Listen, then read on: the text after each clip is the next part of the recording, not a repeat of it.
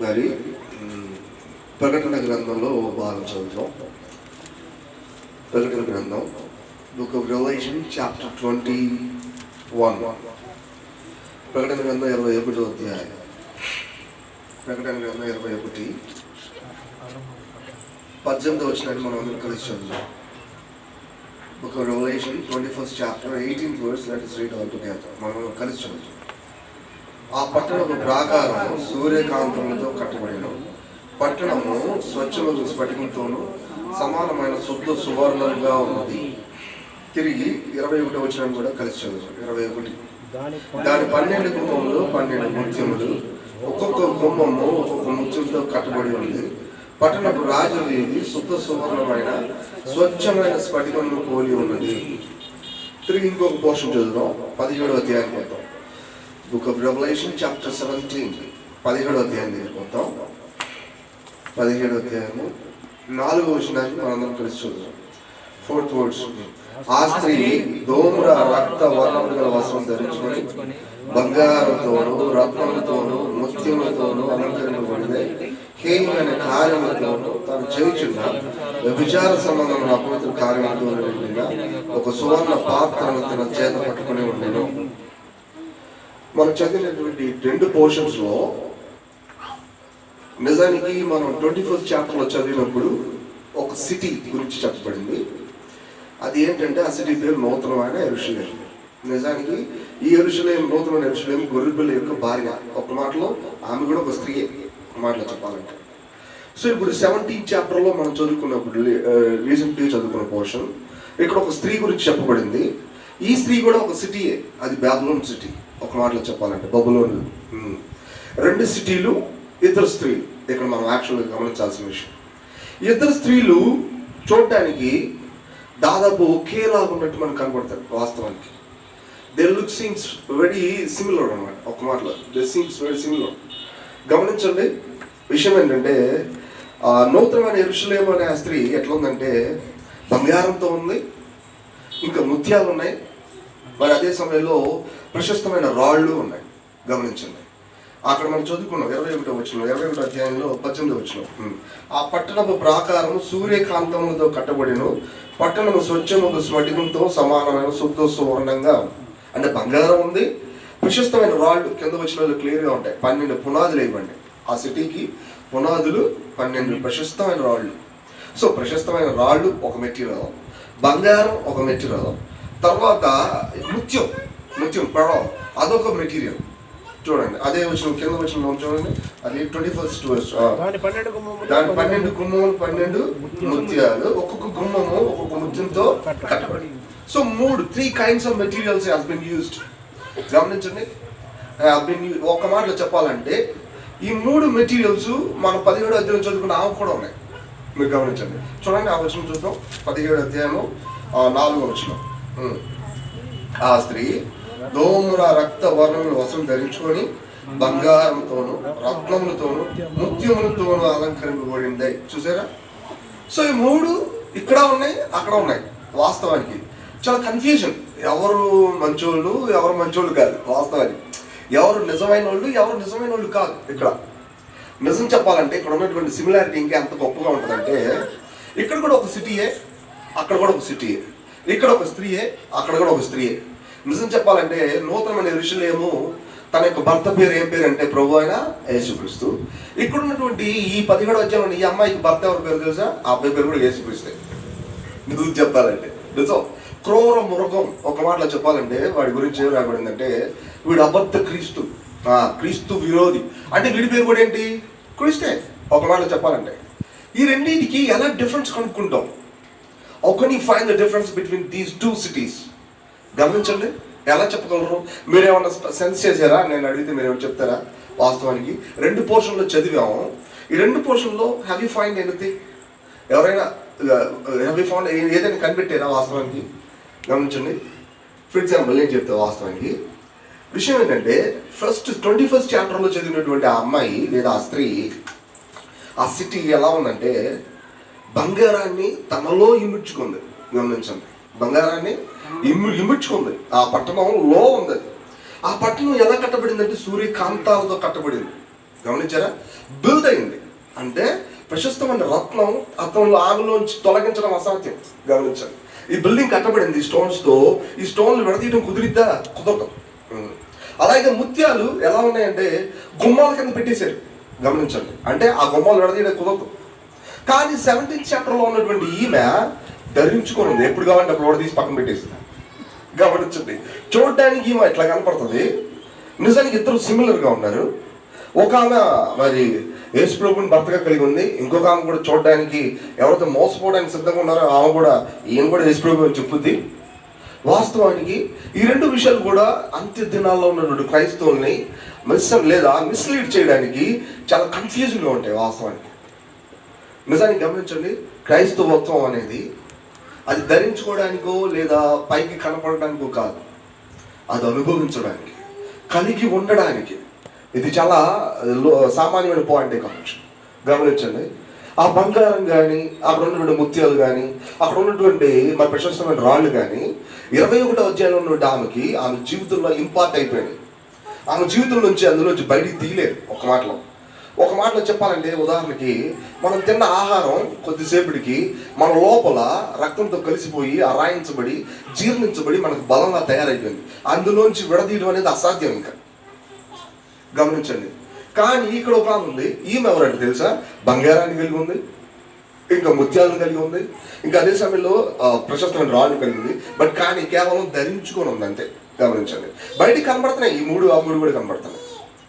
చాలాసార్లు క్రిస్టియానిటీ అనేది ఇటువైపుగా కాకుండా ఇటువైపు ఉండే అవకాశం చాలా ఉంది. అవసరం చెప్పాలంటే ఎటువంటి సందేహం లేదు. లోకంలో చాలా మంది క్రిస్టియన్స్గా తమ ఐడెంటిఫై చేసుకునే 60% బిలీవర్స్ అలాగే ఉన్నారు. వాస్తవం చెప్పాలంటే. సో విషయం ఏంటంటే, కలిగి ఉండడం ఎలా, ఇది అసలు ఇంపార్టెంట్ పాయింట్. ఒక విశ్వాసి జెన్యూన్గా క్రైస్తవుకు సంబంధించినటువంటి విషయాలన్నీ తనలో ఇమ్మించుకునేలాగా ఎలా అతను కలిగి ఉంటాడు. అంతకుముందు మనం ఆలోచిద్దాం.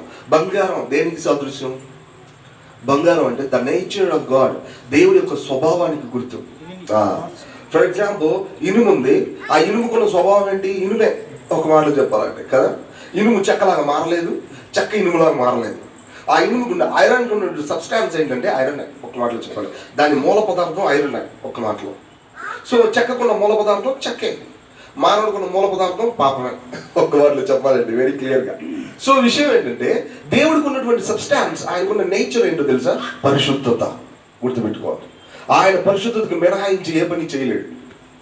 పరిశుద్ధత కలిగి ఏ పని చేయాలంటే ఆయన తనలో తను క్లాష్ అయిపోతారు. ఒక మాటలో చెప్పాలంటే. సో అటువంటి బంగారం అనేది ఆయన యొక్క నేచర్, ఆయన యొక్క స్వభావం. సరే, ముత్యాలు దేని చూపిస్తూ ఉన్నాయి?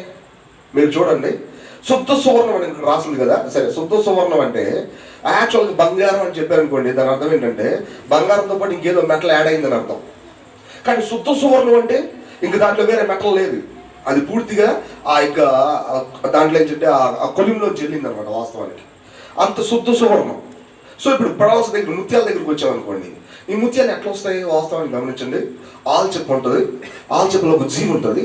ఆ జీవి బయటకు వచ్చి రావడానికి ప్రయత్నం చేసేటప్పుడు తెలియకుండానే మరి సముద్రంలో ఉన్నటువంటి కొన్ని ఇసుక రైండులు తగిలి గాయపరచబడి ఆల్చెప్పలోకి మళ్ళీ ముడుచుకొని వెళ్ళిపోద్ది. ఆ గాయం పెరిగి పెద్దదైపోయి ఆల్చెప్పలో చచ్చిపోతుంది. ఆ జీవి చచ్చిపోయిన తర్వాత కొన్నాళ్ళకి అది ముత్యంగా తయారవుతుంది. ఇది యాక్చువల్గా పొడవకు ఉన్నటువంటి అసలైన పొడవకు ఉన్నటువంటి ఒక హిస్టరీ. ఒక మాట చెప్పాలంటే, ఈ రోజుల్లో ఆర్టిఫిషియల్ ప్రొడక్ట్స్ కూడా తయారు చేస్తున్నారు, వేరే సంగతి. కాకపోతే అసలైన ముత్యం ఎట్లా తయారైందంటే, తన సొంత సెల్ఫ్కి చచ్చిపోయాడు. ఒక మాట చెప్పాలంటే, తన స్వయానికి చచ్చిపోయిన వాళ్ళే ముత్యంగా తయారవుతారు వాస్తవానికి. గమనించండి, ప్రభువైన యేసుక్రీస్తు తన స్వయంలో ఎటువంటి పొరపాటు లేని వ్యక్తి అయినప్పటికీ తన స్వయాన్ని ఎవరి కోసం ఇచ్చాడు? దేవుడి కోసం దారపోసాడు. గమనించండి. సో ఒక మంచి ముత్యం ఎవరంటే ఆయన. కానీ మత్తయి సువార్త 13వ అధ్యాయంలో ఏముంటుందంటే, ఒక వర్తకుడు ఉన్నాడు, అతను అమూల్యమైన ముత్యాన్ని ఒకదాన్ని కనుక్కున్నాడు. వెళ్ళి తన కొనదంతా అమ్మి ఆ ముత్యాన్ని కొన్నాడు. నిజానికి ఆ ముత్యం ఎవరంటే సంఘం, అక్కడ ఉన్న ప్రజల ప్రకారం. కానీ మన యజమాని యేసు ప్రభువు ముత్యం కాకపోతే మనం అన్నడికి ముత్యం కాలేము. గమనించండి. కాబట్టి ముఖ్యంగా ఈ గుమ్మాలు అట్లా పెట్టబండి అంటే, సంఘం అలా ముత్యంగా అవపడుతుంది అంటే దానికి కారణం ముఖ్యంగా మన యజమానుడు, లేదంటే మన నిజమైన మన భర్త, మన హస్బెండ్ ఎవరంటే ఆయన ఒక ముత్యం. గమనించాలి. సో ఆయన తన సెల్ఫ్ విషయంలో ఎప్పుడు చచ్చిపోయింది భక్తి. బంగారం 7 సార్లు మోసపోసినా కానీ అందులో పొరపాటు లేకుండా ఉంది. ప్రభువైన యేసుక్రీస్తు ఎన్నిసార్లు టెస్ట్ చేసినా ఆయన పాపాన్ని కనుక్కోలేము మనం. గమనించండి. ముత్యం తన సెల్ఫ్ని ఎంతో చక్కగా మన కోసం దారపోసాడు ఆయన. నిజం. మూడవదిగా ప్రశస్తమైన రాళ్ళు ఇవి ఎట్లా తయారవుతాయి మీరు చూడండి. యాక్చువల్గా జెన్యున్గా బిగిన్లో ఉన్నప్పుడు రాళ్లే, కానీ అనేకమైన ఉష్ణోగ్రతలు గుండా వెళ్తా, ఈ ప్రకృతి సంబంధమైన పరిస్థితులు గుండా వెళ్తా ఆ రాయి ఏమవుతుందంటే కొన్నాళ్ళకి ఆ కలర్ స్టోన్ కింద మారిపోతుంది. దానికి అల్టిమేట్ స్టేజ్ ఎట్లా అవుతుందంటే కొన్ని కిరణాలను ప్రతిబింబించేలాగా కొన్ని వాయువులు ఆ స్టోన్ని అన్ని వాయువుల చేత కొట్టబడి ఉష్ణోగ్రతలు అలా తయారైపోతాయి. ఒక వాళ్ళు చెప్పాలంటే ప్రశస్తమైన డైమండ్స్ అలాగే తయారవుతాయి భూమి లోపల. ఎంతో ఉష్ణోగ్రత కింద వెళ్తా అవి ఆ స్టోన్స్ అలా ప్రిపేర్ అయిపోతాయి. దాని అర్థం ఏంటో తెలుసా? పరిశుద్ధాత్మ ద్వారా ప్రభువైన యేసుక్రీస్తు కొట్టబడి లేదా ఒక మాటలో దేవుడి యొక్క అధికారం కింద ఆయన ఎంతో బాగా ఒక మాటలో శ్రమ పెట్టబడి ఆయన ఏమవుతాడంటే ఒక ప్రశస్తమైన స్టోన్ అవుతాడు. అల్టిమేట్ గా ఆయన యొక్క పొజిషన్ ఏంటంటే he become a precious stone. ఒక మాటలో చెప్పాలంటే నిజానికి ఇది వీటికి ఉన్నటువంటి స్వభావం. ఈ మూడింటిలో 3 స్వభావాలు కూడా ప్రభువైన యేసుక్రీస్తువే, కానీ ఎటువంటి సందేహం లేకుండా ఈ 3 స్వభావాలు కూడా సంఘానికి. సంఘం బంగారాన్ని కలిగి ఉంటుంది, అందుకని ఆమె ఏం కలిగి ఉంది? బంగారాన్ని కలిగి ఉంది, పరిశుద్ధతను కలిగి ఉంది. అదే సమయంలో ఆమె ఏం కలిగిందంటే ప్రశస్తమైన రాళ్ళను పునాదులుగా కలిగి ఉంది. అంటే ద మోర్ ఎక్స్పీరియన్స్ అన్నమాట, అనుభవం. ఎటువంటి సందేహం లేకుండా ఎన్ని పరిస్థితులు కూడా ఈ లోకంలో వెళ్ళినప్పటికీ కూడా, అనేకమైన పరిస్థితులు కూడా, డిఫికల్టీ పొజిషన్స్ కూడా వెళ్ళినప్పటికీ కూడా ఆమె ఆ ప్రశస్తమైన రాయిలాగా మోడిఫై అవుతుందే కానీ ఏమాత్రం కూడా ఆ దేవుడి యొక్క భారాన్ని విడిచిపెట్టి పక్కకి వెళ్ళాలి. సో అందుకని ఆమె ఏమైందంటే ప్రశస్తమైన రాళ్ళు అనే పునాదిని కలిగి ఉంది. ముత్యం తన సెల్ఫ్ లైఫ్ కోసం చచ్చిపోయి దేవుడి యొక్క బిల్డింగ్ లో ఒక అలంకారం అయింది. చూడండి. సో ఇప్పుడు ఇది నూతన ఋషిలో ఉన్నటువంటి సంఘం అనే ఆ స్త్రీకి ఉన్నటువంటి ఎక్స్పీరియన్స్. కానీ 17వ అధ్యాయంలోకి వచ్చేసరికి ఈమెకి అటువంటి ఎక్స్పీరియన్స్ ఉందా? లేదు. కావాలంటే ఆర్టిఫిషియల్గా ముత్యాన్ని ధరించుకుంటుంది, కనపడడానికి వీలుగా. ఒక్క మాటలో ఇంకా ప్రశస్తమైన రాళ్ళు కూడా ధరించుకుంటుంది, అదే సమయంలో బంగారాన్ని కూడా ధరించుకుంటుంది. గమనించండి. సో ఇక్కడ ధరించుకోవడం అనుభవం అనేది ఈ రెండింటికి వెలకట్టలేనంత డిఫరెన్స్ ఉంది. సో విశ్వాసం ఎప్పుడు కూడా దేవుడితో తనకున్న ఐడెంటిఫికేషన్ ఎప్పుడు కూడా తనలో ఇమిడి ఉన్న క్రీస్తు అనే దాంతో కలిగి ఉండాలి, కానీ బయటికి కనబడే కొన్ని విషయాలతో కానీ కాదు. దాని అర్థం బయటికి కనబడే కొన్ని విషయాలు ఉండకూడదా అంటే కాదు. దాని అర్థం మా ఉద్దేశం అది కాదు. లోపల ఏదైతే ఉందో బయటికి అది రావాలి, అది దాని ఉద్దేశం. లోపల ఏమీ లేకుండా బయట మాత్రమే కనపరుచుకునే విధానం మాత్రం అది కేవలం 17వ అధ్యాయంలో ఉన్న అమ్మాయికి సంబంధించిన విషయం, ఆ స్త్రీకి సంబంధించిన విషయం. ఈ అమ్మాయి లోపలికి తీసుకుంటుంది. ఏం తీసుకుంటుంది చూడండి, లోపలికి తీసుకుంటుంది. 17వ అధ్యాయము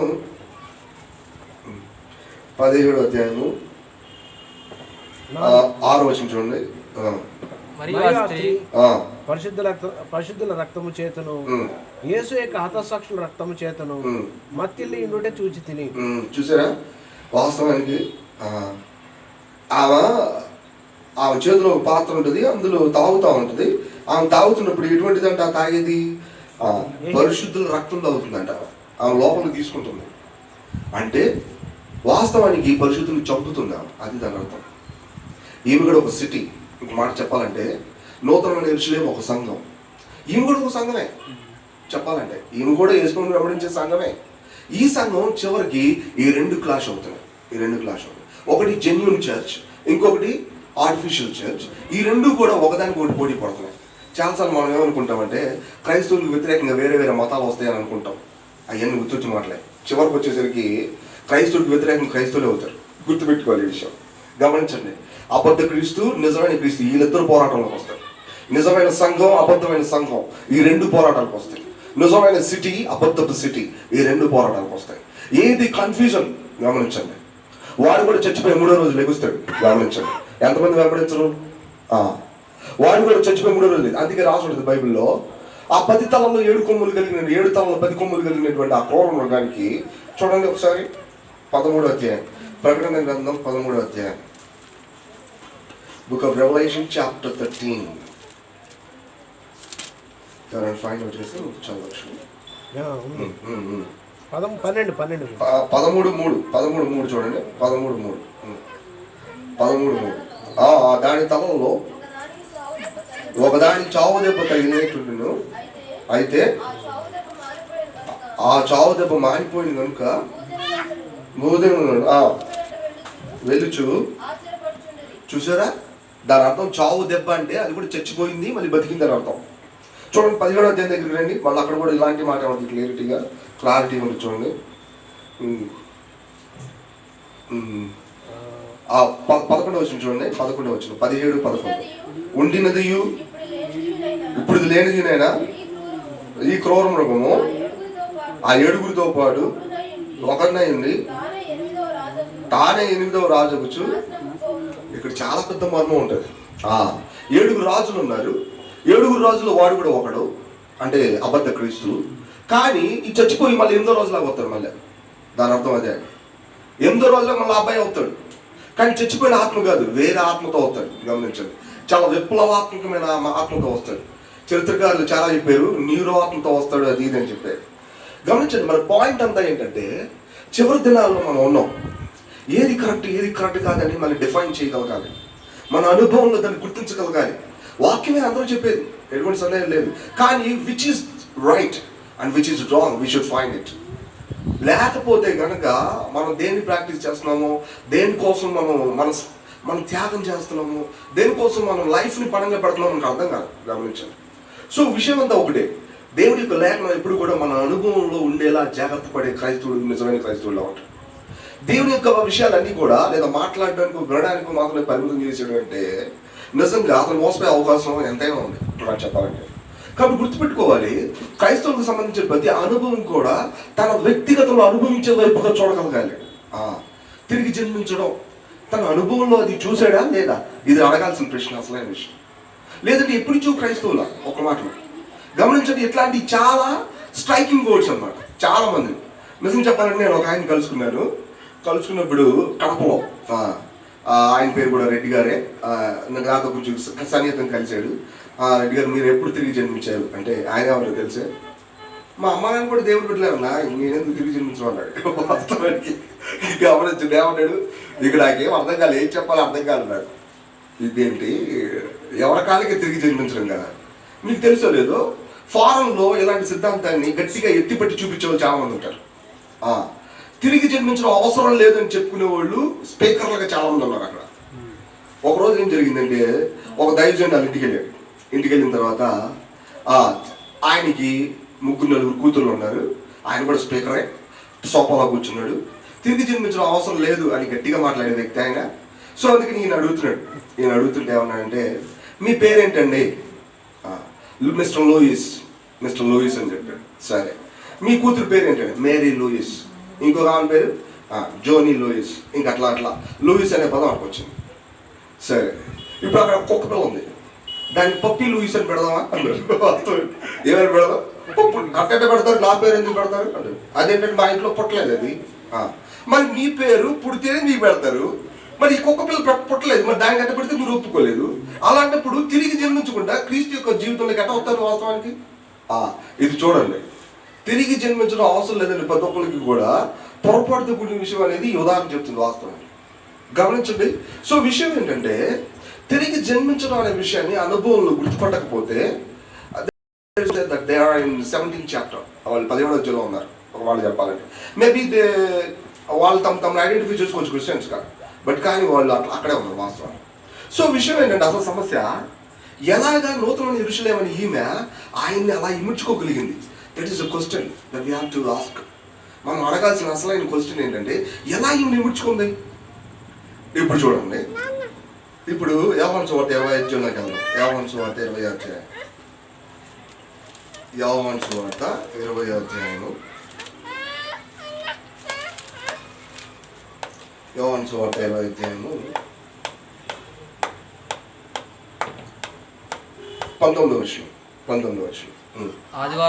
ఆదివారము సాయంకాలమున శిష్యులు యూదులకు భయపడి తాము కూడి ఉన్న ఇంటి తలుపులు మూసుకొని ఉండగా యేసు వచ్చి మధ్యలో నిలిచి, చూసారా, మీకు సమాధానం కలుగునుగా కానీ వారితో చెప్పాను. పిల్లలు గమనించండి, అక్కడ క్వైట్ గా మనకి బాగా స్ట్రైక్ అవ్వాల్సిన పాయింట్ ఏంటంటే, యూదులకు భయపడి వాళ్ళు తలుపులు తీసున్నారా? లేదు, తలుపులు వేసున్నారు. కానీ యేసు ఎట్లా వచ్చాడు? ఇది అసలైన అడగాల్సిన విషయం. ఇంతకు ముందు నజరేయుడైన యేసు గలిలయలో ఉంటే కపెర్నహూములో ఉండలేడు, కపెర్నహూములో ఉంటే యూదయలో ఉండలేడు. కానీ ఇప్పుడైతే ఆయన ఎలా ఉన్నాడు తెలిసే? ఆయన తలుపులు వేసి ఉన్నప్పటికీ కూడా లోపలికి వెళ్ళిపోయాడు. గమనించండి. ఇంతకు ముందు నజరేయుడైన యేసు రావాలంటే తలుపు కొట్టాలి. గమనించండి. ఎప్పుడైతే తలుపులతో ఆయన సంబంధం లేదు. గమనించండి. ఎందుకని అంటే ఎప్పుడైతే యేసుక్రీస్తు ప్రభువు పునరుద్ధారణై తిరిగి లేచాడో ఈ బికెమ్ ఎ స్పిరిట్ అన్నమాట, ఒక ఆత్మ. గమనించండి. ఇంతకుముందు ఆయన మానవ స్వభావాన్ని మన దేహాన్ని కలిగి ఉన్నాడు. ఇప్పుడైతే ఆయనకి ఏం లేదంటే మానవ దేహం అడ్డు లేదు ఆయనకి. ఆయన ఆత్మరూపిగా ఉన్నాడు. So he can enter in to any place. గమనించండి. అది ఏ స్థలంలో కలిసి ఎంటర్ అవ్వగలడు. గమనించండి. ప్రభువైన యేసుక్రీస్తు తలుపులేసి నా ఇంట్లోకి వెళ్ళి మీకు సమాధానం కలుగును గాక, may the peace unto you, సమాధానం కలుగును గాక. ఎట్లా చెప్పగలిగారంటే భయపడతారేమో గబక్కనని. గమనించండి. సో మన ప్రభువైన యేసుక్రీస్తు ఎలాగైనా సరే లోపలికి దూరగలిగే సామర్థ్యం కలిగి ఉన్నాడు. గమనించండి. మీరు కనుక ఈ పాయింట్ గమనిస్తే సృష్టి ఆది నుంచి ఇప్పటి వరకు దేవుడికి ఉద్దేశం ఇదే అని మనం గుర్తుపడతాం. ఒక మాటలో చెప్పాలంటే చూడండి, తండ్రి అయిన దేవుడు, కుమారుడు అయిన యేసుక్రీస్తు ప్రభు, పరిశుద్ధాత్ముడు అనే 3 విషయాలు మనకు తెలుసు. ఈ ముగ్గురు ఒకటే, 3 పరిచర్యలు కలిగి ఉన్నారు. మన కోసం తమను తాను పలసం చేసుకుంటున్నారు. ఫర్ ఎగ్జాంపుల్ చూడండి, మన ఇంట్లో చిన్న పిల్లలు ఉన్నారు. ఈ పిల్లలు ఆడించడానికి వాళ్ళు తల్లిదండ్రులు పెద్దోళ్ళే, కానీ ఎట్ట అవుతారు? చిన్న పిల్లలు అవుతారు. ముద్దుగా వీళ్ళు మాట్లాడతారు ముందు. గమనించండి. కారణం ఏంటో తెలుసా? వీళ్ళు వాళ్ళతో సన్నిహితమైన సహవాసం చేయడానికి. సో దేవుడి యొక్క మనసు ఇదే. ఒక మాటలో చెప్పాలంటే మనతో ఎల్లప్పుడూ సమీపం ఉండాలనేది ఆయన చిరకాల వాంఛ. బైబిల్ రాసుంటుంది, దేవుడు ప్రేమ స్వరూపియే ఉన్నాడు. గమనించండి. మానవులు పాపం చేశారు, దేవుడు తీక్షణంగా లేడు. మానవులు దేవుడికి విరోధంగా తిరిగారు. దేవుడు మానవుని తీర్పు తీర్చే విధానంగా వికృతమైన స్వభావంతో వికృతమైనటువంటి ఫోటో కలిగి లేడు ఆయన. బల్యం పట్టుకొని, కత్తి పట్టుకొని 10 చేతులు కలిగి ఉన్నట్టు లేడు ఆయన. ఆయన అంటున్నాడు తెలుసా, ప్రేమ కలిగి ఉన్నాడు, ప్రేమ స్వరూపి. మానవులు పాపులైతే దేవుడు జడ్జిగా ఉండాలి, కానీ ఆయన ఏమన్నాడు? ప్రేమ స్వరూపితో ఉన్నాడు. గమనించండి. సో మానవులు పాపం చేస్తే దేవుడు ప్రేమ స్వరూపి, కానీ అంతకుముందు దేవదూతలు పాపం చేశారు, అప్పుడు దేవుడు ప్రేమ కాదు. చూడండి, వాస్తవానికి మీరు గమనించారా? మానవుల విషయంలో దేవుడికి ఉన్నటువంటి అసలైనటువంటి తన హృదయం ఏంటో తెలుసా? Full of love. ఒక మాటలో చెప్పాలంటే అది చూపించడానికి ఆయన సమయం ఎదుగుతున్నాడు. ఒక మాటలో చెప్పాలంటే అందుకే రాసుంది, కాలం సంపూర్ణమైనప్పుడు ఆయన తన కుమారుణ్ణి పంపి. ఒక్క మాటలో గమనించారా? చూడండి, మరి యోహాను సువార్త 1:1 రాసుంటుంది, ఆది యందు వాక్యం ఉండెను, ఆ వాక్యము దేవుని వద్ద ఉండెను, ఆ వాక్యము దేవుడై ఉండెను. కానీ 14వ వచనంలో ఆ వాక్యము శరీరధారియే కృపాసత్య సంపూర్ణుడిగా మన మధ్య నివసించెను. గమనించారా? దేవుడికి ఉద్దేశం అంతా కూడా మానవుడికి సమీపంగా ఉండడం. క్రీస్తు ప్రభు యొక్క కాలం అంతట్లో ప్రభు యేసుక్రీస్తు మానవుడికి సమీపంగా తిరిగాడు. బాప్తిస్మం ఇచ్చేవాని పాపులైన మనుషులను చూసి అసహించుకున్నాడు. సో అందుకని చెప్పి యోధా మత పెద్దలంతా ఏమన్నా తెలుసా? దయ్యం పట్టినోడు అని పిలిచారు. ఎందుకంటే అరణ్యంలో తిరుగుతాడు, మిడతలను తింటాడు, కొండ తిని తాగుతాడు, తోలు తట్టి కట్టుకుంటాడు. ఎక్కడ ఈ అబ్బాయి అంటే యాజకుల కుటుంబంలో పుట్టి కూడా ఇట్లాంటి పనులు చేస్తున్నాడు, అందుకని దయ్యం పట్టినోడు అని పిలిచాడు. కానీ ప్రభువైన యేసుక్రీస్తు వచ్చిన తర్వాత ఈయన ఏం చేశాడు తెలుసా? పాపులతో కలిసి తిరుగుతున్నాడు, చక్కగా వాళ్ళతో కలిసి కూర్చొని భోజనం చేస్తున్నాడు, వాళ్ళతో కలిసి తాగుతున్నాడు. అందుకని వీళ్ళు ఏమన్నారంటే ఈయన తాగుబోతు, తిండిపోతూ, పాపుల స్నేహితుడు అన్నారు. ప్రభువైన యేసుక్రీస్తు పాపులైన మనుషులతో సన్నిహితమైన సహవాసం చేసేటప్పుడు ఆయన చెప్పాడు, నేను నీతిమంతులు పిలవ రాలేదయ్యా, పాపులు పిలవడానికి వచ్చా. రోగం కలిగిన వాళ్ళకే వైద్యుడు కావాలి, రోగం లేని వాడికి వైద్యం ఎందుకు? నిజానికి ఇక్కడ ఉన్నటువంటి ఆ యోధా మత పెద్దలు, ఇంక శాస్త్రులు, పరిచయులు మాకు అసలు రోగమే లేదనుకుంటున్నారు. మేమంతా నీతిమంతులు అనుకుంటున్నారు వాస్తవానికి. కానీ నిజానికి వాళ్ళందరికీ కావాల్సింది ప్రభువైన యేసుక్రీస్తే. ఆయన ఒక కొత్త ద్రాక్షరసం లాంటివాడు, ఆయన ఒక కొత్త బట్ట లాంటివాడు. గమనించండి, ఆయన కొత్త ద్రాక్షరసం. పాత తిత్తుల్లో పోయితే ఊరుకోడు ఆయన వచ్చేసరికి. ఆయన ఒక కొత్త బట్ట, పాత బట్టతో మనం కలిపితే అది చిరుగు మరి ఎక్కువ చేసింది. సో ఇప్పుడు ప్రతి మనిషి ఆయన కంటెంట్ చేయగలగాలి వాస్తవానికి, అది దాని అర్థం.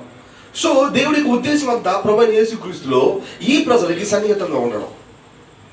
చూడండి, ప్రభువైన యేసుక్రీస్తు చనిపోయారు, సమాధి చేయబడ్డారు, తిరిగి 3వ రోజు మరణాన్ని జయించి తిరిగి లేచారు. ఇప్పుడు ఆయన ఎట్లా అయ్యారంటే జీవం ఇచ్చే ఆత్మగా తయారయ్యారు. ఇప్పుడు ఆయన ఎలాగైనా ఎవరిలోకైనా ప్రవేశించగలరు.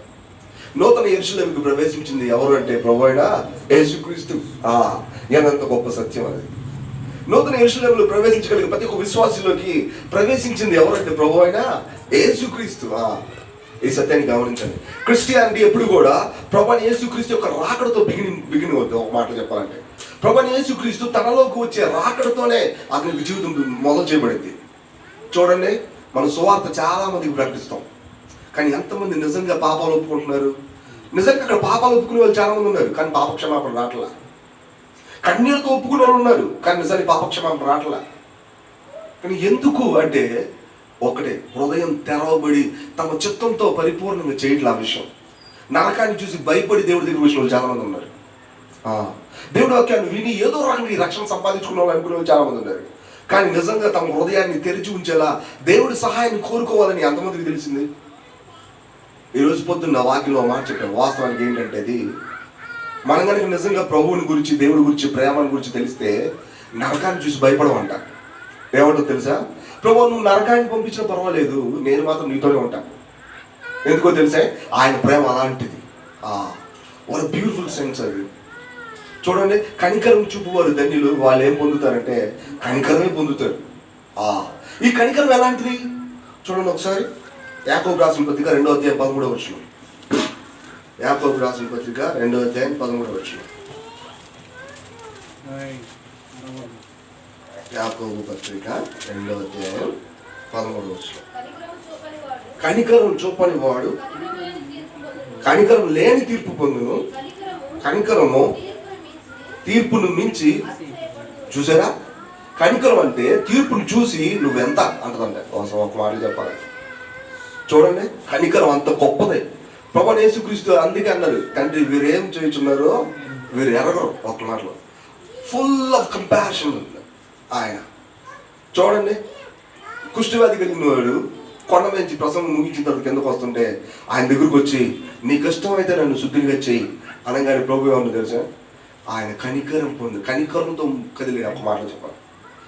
నాకు ఇష్టమే అని ఆయన ముట్టుకున్నాడు. వాస్తవానికి కుష్ఠవ్యాధి కలిగిన మాట్లాడటమే ఎక్కువ, కానీ నిజానికి అక్కడ ఏం జరిగిందంటే ముట్టుకున్నాడు. ఇశ్రాయేలు వారు చెదరని గొర్రెలు వలె కాపర లేకుండా చూసి యేసు తన హృదయంలో కనికరపడెను అని రాసుంటుంది. 12 ఏళ్ల రక్తస్రావం గల స్త్రీ వెనక నుంచి వచ్చి ఆయన వస్త్రపు చెంగు ముట్టుకున్నప్పుడు ఆయన తన హృదయంలో కనికరం చూపించాడు. అంతేకాదు, ఆయన ఇంట్లో వాక్యం చెప్తున్నప్పుడు పైనుంచి ఆ యొక్క టాప్ తీసి కొంతమంది కిందకు దింపినప్పుడు, కుమారుడా నీ పాపాలు క్షమించబడి అని చెప్పినప్పుడు ఆయన కనికరంతో నింపబడ్డాడు. Full of mercy, full of compassion. గమనించండి, ఇది నిజంగా మానవులు అర్థం చేసుకోవడానికి ఎన్ని తెలివితేటలు ఉన్నాయి కుదరదు. ఎందుకంటే అనంతమైన ఆ ప్రేమ ఏమాత్రం కూడా ఇది ఎంత అని చెప్పలేనటువంటి మెసర్ కలిగినటువంటి ఆ ప్రేమ, కనికరం మానవులు అనుభవించగలరే కానీ మాటలతో చెప్పలేరు. ఒక మాట చెప్పాలంటే, కానీ ప్రభువు అలాంటి వాడు. గమనించండి, ఇలాంటి ఈ వ్యక్తి మనలో ప్రవేశించారు. గమనించండి, ఇప్పుడు ఆయన చేసే పని ఏంటో తెలుసా? మనల్ని బంగారంగా మార్చేయడం. ఇప్పుడు ఆయన చేసే పని ఏంటో తెలుసా? మనం ప్రెషస్ స్టోన్గా మార్చేయడం. ఇప్పుడు ఆయన పని ఏంటంటే మన ఒక పర్ల్గా, ఒక ముత్యంలా తయారు చేయడం. సమస్య ఇక్కడే ఉంది.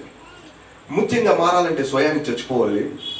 ప్రశస్తమైన రాళ్ళు కావాలంటే అన్ని పరిస్థితుల్లో కూడా కొట్టబడతా దేవుడి మీద మాత్రమే ఆధారపడతా ఉండాలి. చాలా ఉన్నతమైనటువంటి శ్రమ కూడా వెళ్తా ఉండాలి. అదే సమయంలో బంగారంలో మారాలంటే ఎన్నిసార్లు మోసేసినా కానీ ఆత్మ సంబంధ జీవితానికి కల్తీ కలవకుండా ఉండాలి. దయచేసి గమనించండి, విశ్వాసంగా దేవుడు ఈరోజు చెప్పే సువార్త ఇదే. గమనించండి, బంగారంలో ఉండడానికి ఇష్టపడతావా? ఎన్నిసార్లు మోసలో పెట్టి తీసినా నీ ఆత్మీయతకి నా సొంత స్వయాన్ని మిక్స్ చేయను ప్రభు. బైబిల్ రాసి ఉంటుంది, గమనించండి. హెబ్రీయులకు రాసిన పత్రిక 4వ అధ్యాయం 12వ వచనం ఒకసారి చదువుదాం. మనకి బాగా పరిచయమే ఆ వాక్యం, దయచేసి చదువుదాం అయినప్పటికీ. హీబ్రూస్ 4:12. ఎందుకనగా దేవుని వాక్యము సజీవమై బలం గలదై రెండంచులు గల ఎటువంటి కట్టును కంటెను వాడిగలిగా ఉండి ప్రాణాత్మలను కీళ్లను మూలుగును విభజించినంత మట్టుకు దూరుచు హృదయం యొక్క తలంపులను ఆలోచనలు. చూసారా? శోధించుచున్నది. దేవుడు వాక్యం ఏం చేస్తుందంటే ఏది తలంపు, ఏది నీ ఆలోచన, ఈ విషయాన్ని శోధిస్తుంది. గమనించండి, తలంపు అంటే సహజత్వానికి అవతల నుంచి బయటకు వచ్చేది అనమాట. మనకి ఆటోమేటిక్గా మన మైండ్లో ఉత్పత్తి పుట్టింది. కానీ ఆలోచన అంటే మనం నిలబడి చేసేది. సో ఏది నిజంగా దేవుడి వల్ల పుట్టిన తలంపు, ఏది శత్రువు వల్ల కలిగిన తలంపు, ఏంట్లో మనం నిలబడి ఆలోచిస్తున్నాం అనే ఈ విషయాల గురించిన క్లారిటీ ఎవరు చెప్తారంటే దేవుడి యొక్క వాక్యం చెప్తుందంట. ఈ వాక్యం ఎలాంటిది అంటే అక్కడికక్కడ ప్రత్యక్షమయ్యి తను బయలుపరుచుకుంటాం వలన మనకు తేడా తెలిసిపోతా ఉంటుంది. గమనించండి, అది 2 అంచులు కలిగినటువంటి వాడిగల కట్నం. ఏ వాడిగల కట్నం కంటే కూడా 2 అంచులు కలిగినటువంటి వాడిగల కట్నం. గమనించండి, అది ప్రాణాత్మలనే కీళ్ళు మూలుగు. నా పాయింట్ ఏంటంటే ప్రాణము ఆత్మ 2 కలిసిపోయి ఉన్నాయి పక్కన.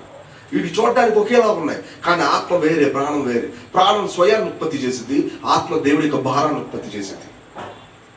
చాలాసార్లు మన స్వయంలోనే దేవుడి కోసం ఏదో చేయాలని అనుకోవచ్చు. అదే సమయంలో మన స్వయంలోనే దేవుడి చేతులు చేయకుండా వేరేది దానిలాగా చేయొచ్చు. కానీ దేవుడి యొక్క ఆత్మ మాత్రం క్లారిటీగా ఇదే అని చెప్తానే ఉంటుంది. సో ఇక్కడ ప్రభువు యొక్క విషయం ఏంటంటే, హెబ్రీయులారా, మీరు మీ స్వయంలో విడదీయపడకుండా ఇది అదే అని చెప్పడం వలన చాలా అద్భుతంగా తయారవుతున్నారు వాస్తవానికి. కానీ నిజానికి దేవుడి యొక్క తత్వం ఏంటో తెలిసే, ఈ రెండింటిని జాగ్రత్తగా విడదీసి చూపించి ఇది దేవుడు, ఇది మీరు అని చెప్పి చూపించింది. అది దేవుడి యొక్క వాక్యం. దీని వలన ధర్మశాస్త్రం ఏదో కృప ఏదో కనిపెట్టగలరు మీరు. దీని వలన ప్రభువైన యేసుక్రీస్తు ఎవరో ఇంకొక మాటలో పరిశుద్ధ లేదా ఈ యొక్క శాస్త్రులు, పరిసయ్యులు, ప్రధాన యాజకులు చేసే మినిస్ట్రీ ఏంటో మీకు తెలిసింది. యేసు మినిస్ట్రీ అంటే ఏంటో తెలిసింది, ఇంకా వీళ్ళు చేసే మినిస్ట్రీ అంటే మీకు తెలిసింది. సో మీరు ఈ రెండింటిని డివైడ్ చేయబడడానికి దేవుడి చేతులు మిమ్మల్ని పెట్టుకోవాలి వాస్తవానికి. అట్లా లేకపోతే ఏనాటికి మీకు ఏది వాక్యమో, ఏది ధర్మశాస్త్రమో, ఏది కృప మీకు తెలియదు. దానివల్ల ఏం జరిగిద్దంటే, ఇది కూడా బాగానే ఉందిగా, ఇది కూడా కరెక్టేగా, ఇది పొరపాటు ఏం కాదు. గమనించండి, లోకంలో ఉన్నటువంటి భ్రష్టత్వం ఎలాంటిదంటే, అంటే భ్రష్టత్వం అని చెప్పకూడదు, అమాయకత్వం. నిజానికి నేను ఒక వాక్యం విన్నాను, ఆ వాక్యంలో ఏమన్నానో తెలిసే నా ఒళ్ళు గొగురు వచ్చింది. దేవుని సత్యాన్ని కూర్చున్నటువంటి అమాయకత్వం రేపొద్దున ఆయనకు విరోధంగా లేపిద్దంట. ఈరోజు దేవుని సత్యాన్ని కూర్చున్న అమాయకత్వం రేపొద్దున దేవుడికి ఎదురుగా నిలబడి ఆయనతో పోట్లాడడానికి వాడితో చేతులు కలిపిద్దండి వాస్తవానికి. సో ఈ రోజు దేవుడి యొక్క సత్యాల విషయంలో అనుభవ జ్ఞానం అనేది లేకపోతే రేపొద్దున మన పొజిషన్ ఎక్కడ ఉంటుందంటే అక్కడ ఉంటుంది. చాలా మంది ఇశ్రాయేలు పిల్లలు ఏం చేశారు తెలుసా, యేసు ప్రభు కాలంలో ప్రవక్తల సమాధులకి వీళ్ళు ఏం చేస్తారంటే సున్నాలు వేస్తున్నారు. అప్పుడు ప్రభు ఉన్నాడు, వీళ్ళు వెళ్తా ఉంటే వాళ్ళు అన్నారు, మేము కనుక మా తండ్రుల కాలంలో ఉంటే మేము ఈ పని చేసేవాళ్ళం కాదు, ఏ పని ప్రవక్తను చంపుకుండే వాళ్ళం కాదు. కానీ ప్రభు ఉన్నాడంటే అంటే కాదు, వాళ్ళు చంపారు, మీరు సున్నాలు వేస్తున్నారు, మీ ఇద్దరు తల్లి పిల్లలే కావాల్సిన పెద్ద తేడా ఏం లేదు. మీరు ఆ పొజిషన్లో ఉన్న మీరు కూడా చేసే పని అదే వాస్తవానికి. సిచ్యువేషన్ చూడండి, ఏమాత్రం పొరపాటు లేకుండా ముందుగా నిర్ణయించబడుతుంది భవిష్యత్తు. సో ఈరోజు మనకున్నటువంటి ఒకే ఒక్క కన్సర్న్, ఒకే ఒక్క పట్టింపు ఏంటంటే, ప్రభు నీ వాక్యం నా అనుభవంలో కొట్టుచ్చినట్టు కనపడాలి. అది ఎవరిలో ఇంప్రెస్ చేయడానికి కాదు, నన్ను నేను నిజంగా కాపాడుకోవడానికి ఒక మాటలో. సో విషయం అంతా ఒకటే, do you want such an experience, లేకపోతే ఏదో కొంత గమనించండి. సో ఈ విషయాన్ని చాలా సీరియస్గా పరిగణించాల్సిన విషయం. సో మనల్ని బంగారంలా చేయాలనుకుంటున్నాడు, ముత్యాలలా చేయాలనుకుంటున్నాడు, అదే సమయంలో ప్రాణాల్స్లా చేయాలనుకుంటున్నాడు. మనం ఆయన ఒప్పుకుంటామా? విషయం ఒకటే, బంగారంలా ఉండాలంటే ఎన్నిసార్లు మనల్ని ఆయన తోక వేసినప్పటికీ కూడా మన సొంత స్వయాన్ని మిక్స్ చేయకుండా కనపడాలి, శుద్ధ సువర్ణలా కనపడాలి. ప్రాణంలాగా ఉండాలంటే మన సెల్ఫ్కి, అంటే అది మంచిని తెలుసు కానీ దేవుడి దృష్టికి ఆ మంచి కూడా చచ్చిపోవాలి.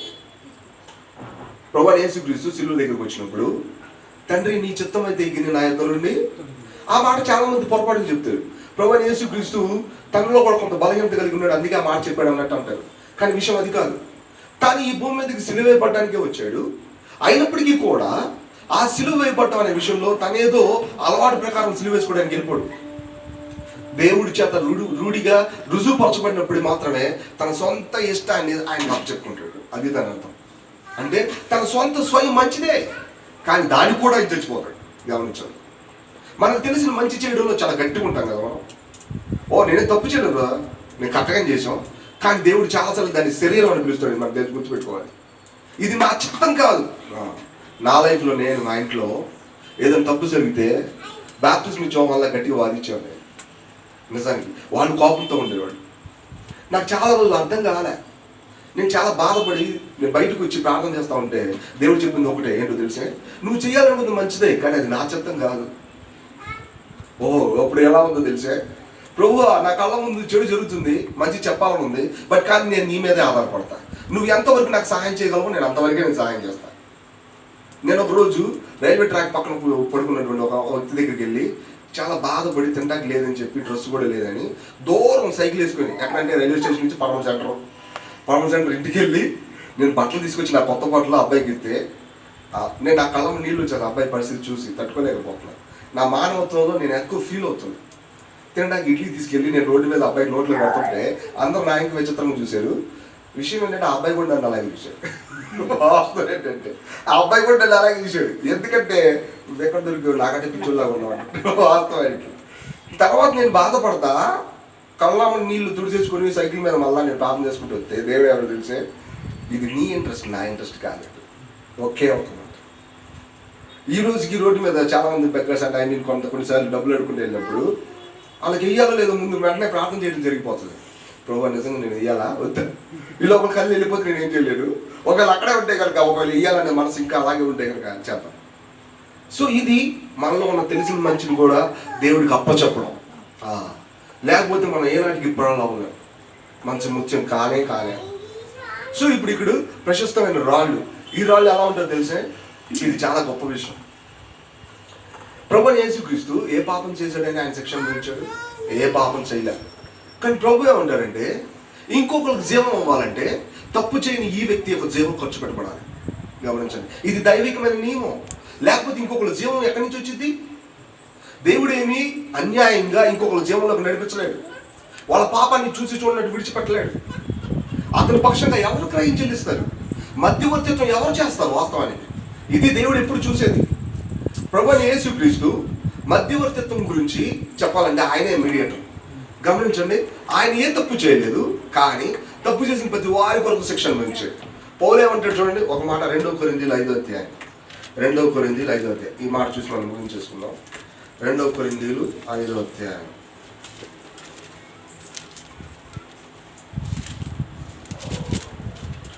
2 కొరింథీయులు 4వ అధ్యాయము 10వ వచనం. యేసు యొక్క జీవము మా శరీరమందు ప్రత్యక్షపరచబడుటకై యేసు యొక్క మరణానుభవమును మా శరీరమందు ఎల్లప్పుడూ వహించుకొని చూసారా, ఇక్కడ వేళ మరణం కాదు. జనరల్గా ప్రభు ఏం చెప్పారంటే మీ సిలువను ఎత్తుకొని నన్ను వెంబడించాలి. అది మీ సిలువ, మీ స్వయాన్ని చంపుకోవాల్సిన అవసరం మీకు ఉంది. కానీ ఇక్కడ విషయం అది కాదు. ఇది ఎవరి సిలువ? ప్రభువు సిలువ. ఈ ప్రభు సిలువ ఎట్లా ఉంటుందంటే ఏ పాపం చేయకపోయినా సిలువ అయిపోతారు. అది ఆయన సిలువ. మనం చాలాసార్లు యోబు తనకున్న ఎక్స్పీరియన్స్లు ఇదే ఎక్కువ వాదించడానికి కారణం. నేనే తప్పు చేయలేదు, మరి నాకెందుకు ఈ కష్టం? ఇదే అసలైన విషయం. యోబు కష్టపడ్డానికి చూడండి. యూజు దేశం మందు యోబు అనే మనుషుడు నేను. అతను ఎలాంటి వాడంట? చెడుతనం విసర్జించిన వాడు, యెహోవా యందు భయభక్తులు కలిగిన వాడు. కానీ నీతిమంతుడు రాసుందా? యథార్థవంతుడు రాసుకు నీతిమంతుడు ఉండవు. ఎందుకో తెలుసా? నీతి అనేది ఆల్వేస్ డిపెండ్స్ ఆన్ గాడ్. దేవుడి మీద ఎప్పుడు ఆధారపడతా ఉంటుంది. అది ఆయన మీద ఆధారపడకుండా అది జరగడం. అసలు నీతి అనేది ఆరోపించబడదు.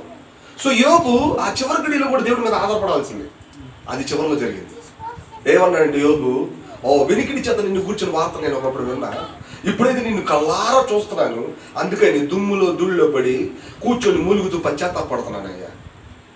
దాని అర్థం ఏంటంటే ఈ ఎక్స్పీరియన్స్ వల్ల నేను ఏమవుతానంటే శుద్ధ సువర్ణంలాగా అయిపోయి మహా ప్రశస్తమైన రాయిలాగా అయిపోతాను. అది గొప్ప విషయం.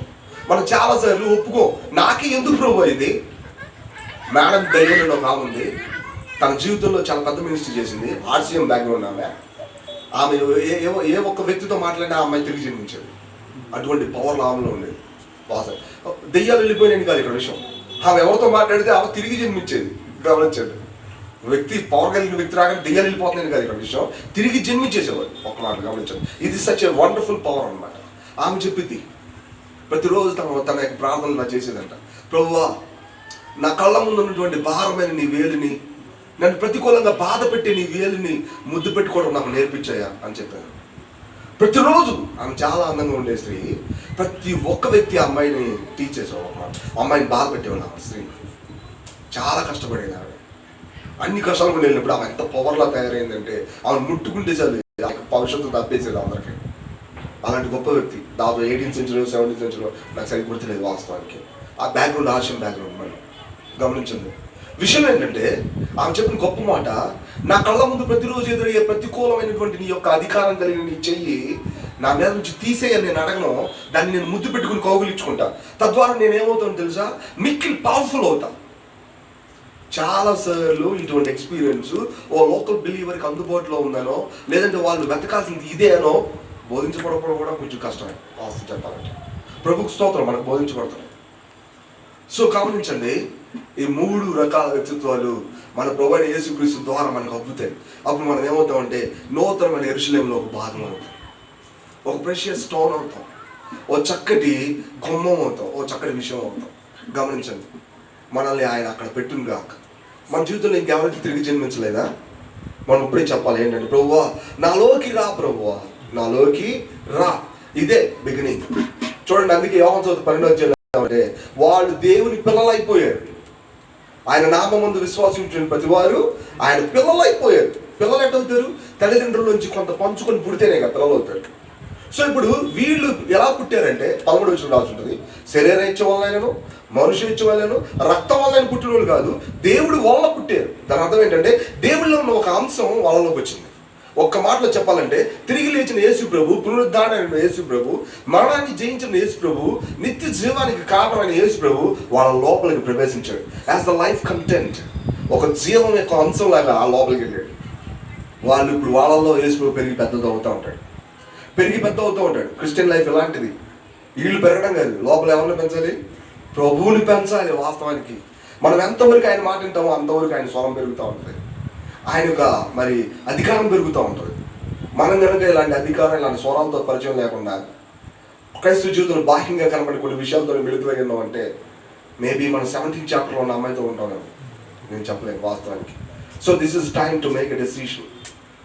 అంతేకాదు మన జీవితంలో ఉన్నటువంటి భేదాన్ని లేదా ఎక్కడైతే అడ్డం ఉందో ఆ విషయాన్ని తెలుసుకోవాల్సి ఇక్కడ వెళ్ళిపోయి. సో ప్రభువా మేము ఎంతో ఎక్స్పీరియన్స్ఫుల్గా నీ దగ్గర కోరుకుంటున్నాం ప్రభువా.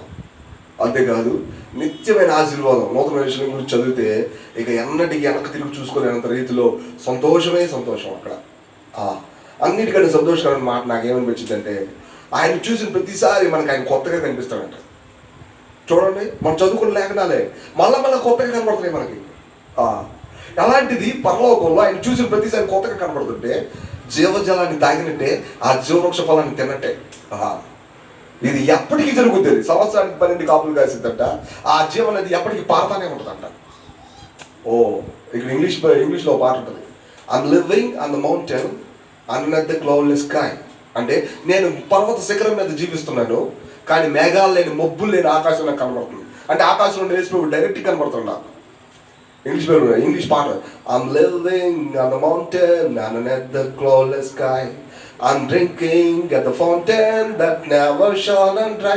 Oh yes, I'm feasting on the manna from a bountiful supply, for I am dwelling in Christ all land. చాలా చక్కటి మాట. నేను శిఖరం మీద జీవిస్తున్నాను, ఏమాత్రం కూడా క్లౌడ్లెస్ లేకుండా, మేఘాలు అనేవి లేకుండా దేవుడిని చూస్తున్నాను. అలాగే నేను జలంలో ఓటం తాగుతాను, అది ఎప్పటికీ ఎండిపోదు. అలాగే ఏమాత్రం తగ్గిపోయినటువంటి మన్నాన్ని నేను తింటా ఉన్నాను. అంతేకాదు నేను నివసించే భూమి పేరు ఏంటో తెలుసా? బ్యోలా ల్యాండ్. అదే యేసు ప్రభు అనే నేల. ఎంత చక్కని మాట. ఇది యెషయా గ్రంథం 33వ అధ్యాయంలో ఉన్న ఎక్స్పీరియన్స్. అది పిల్లరా, మన జీవితంలో దేవుడు ఉద్దేశించిన ఉద్దేశం లాంటిది. సో ప్రభుని లెట్ హిమ్ కమ్ ఇన్, ప్రభు నా హృదయంలోకి రా అని చెప్తాం ఎవరైనా. సో ప్రియమైన ఈ కుటుంబం, సో డేవిడ్ అన్న, అక్క, వారి పిల్లలు, ఈ కుటుంబంలో ఇలా వాక్యం వినగలిగేలాగా, వాక్యం చూడగలిగేలాగా, వాక్యాన్ని అర్థం చేసుకోగలిగేలాగా ఏర్పాటు చేస్తూ ఉన్నారు. ఆ కుటుంబం యొక్క ఆశీర్వాదం గురించి కూడా దేవుడు వాళ్ళు కోరుకుంటున్న విధానం దేవుడు ఇచ్చినట్లుగాను ఆయన చిత్త ప్రకారం ఇంకా చెప్పబడిన ఎక్స్పీరియన్స్లో మనం అందరం కూడా అలాంటి దిశగా కొనసాగినట్లుగాను దేవుడు మనకి సహాయం చేయడం దాకా ప్రార్థన చేద్దాం. ముందుగా యేసుదాసుని ప్రార్థన చేస్తారు, తర్వాత పన్నవాసాలను ప్రార్థన చేస్తారు.